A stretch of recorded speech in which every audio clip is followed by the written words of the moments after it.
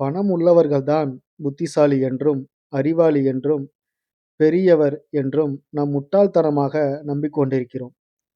மனிதர்களால் செய்ய முடியாத எத்தனையோ விஷயங்களை தாவரங்களும், விலங்குகளும், பறவைகளும் செய்கிறது. அதற்காக நாம் அதை புத்திசாலி என்று என்றாவது எண்ணியிருப்போமா? நாம் சில வேளை உணவு இல்லாமல் இருந்திருப்போம். ஆனால் உணவு கொடுக்காமல் ஒரு நாளும் பறவைகளும், விலங்குகளும் இல்லை.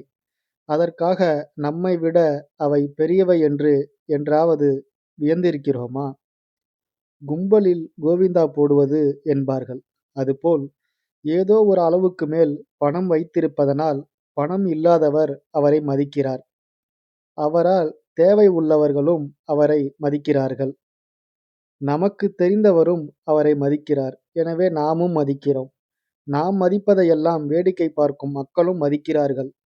இப்படியான ஒரு சங்கிலி தொடர்பாக ஆட்டு மந்தையாக இருப்பதால்தான் இவை அனைத்தும் கட்டமைக்கப்படுகின்றன.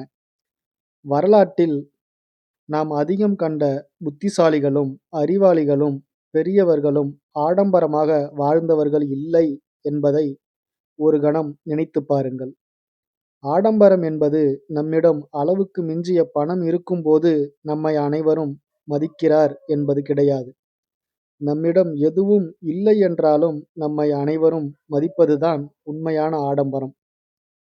பணம் தேவை மட்டுமே. ஆனால் அத்தியாவசியம் நமக்கு நிறைய உள்ளது. எவரால் ஒரு கணத்தில் அனைத்தையும் திறந்து வாழ முடியுமோ அவரே நாம் மதிக்கத்தக்கவர் ஆகிறார்.